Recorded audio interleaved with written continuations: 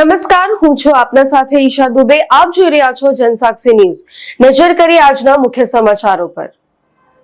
બેટી બચાવો બેટી પઢાઓ દીકરીઓના અધિકારો, આશાઓ અને આકાંક્ષાઓનું પ્રતીક છે। બેટી બચાવો બેટી પઢાઓ દીકરીઓના અધિકારો, આશાઓ અને આકાંક્ષાઓનું પ્રતીક છે। આ દીકરીઓના ગૌરવ અને સમાનતા દર્શાવે છે, જેથી દીકરીઓ નિડર બને તે માટે બાલિકા પંચાયતની રચના કરવામાં આવી છે। મારું નામ માધુર ગુપ્તા છે। માંગરોળ ઘટક 1 2 સીડીપીઓ।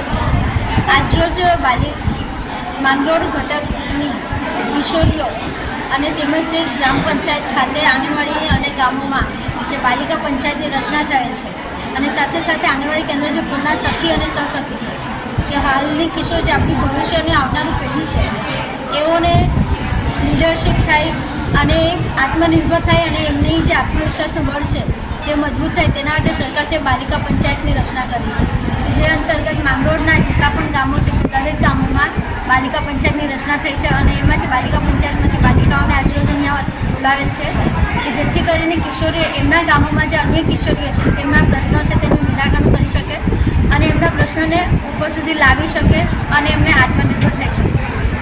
વિનોદ મૈસુરિયા, જનસાક્ષી ન્યૂઝ, માંગરોળ।